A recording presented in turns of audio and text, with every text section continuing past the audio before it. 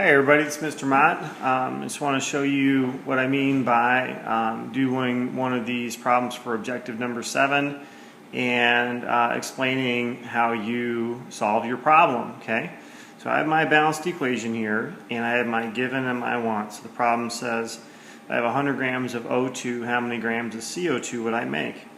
So I'm going to set up my given 100 grams of O2 and my what I want to find out, which are going to be grams of CO2.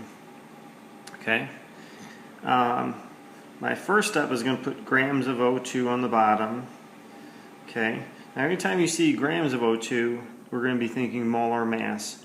So we learned that if you have 1 mole of oxygen or O2, then you'll be able to figure out the mass. Now I got the molar mass of 32 because oxygen has a mass of 16 grams per mole and there's 2 of them. That's how I got 32. Okay, we can see these units of grams of O2 will cancel. Alright, next, since this isn't what I want to stop at, I'm going to put moles of O2 on the bottom. And moles of O2 is now represented by, and how we figure out what to do the next step. At this point we convert from moles of O2. Now we can use our equation. Our equation says that if you have 5 moles of O2, you'll make 3 moles of CO2. So the equation is going to allow us to compare one chemical to the other. That's why we're going to put moles of CO2 next. Alright, so I'm going to go for CO2, I'm going to put a 3 on top, and for moles of O2 is going to be 5 from the equation. We see moles of O2 cancel out.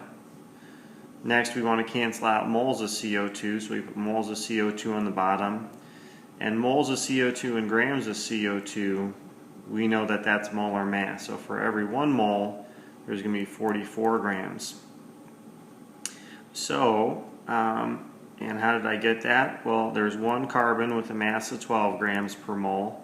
And there's the 2 times the 16 grams, and that should equal 44 when we do our math. Okay, moles of CO2 cancel.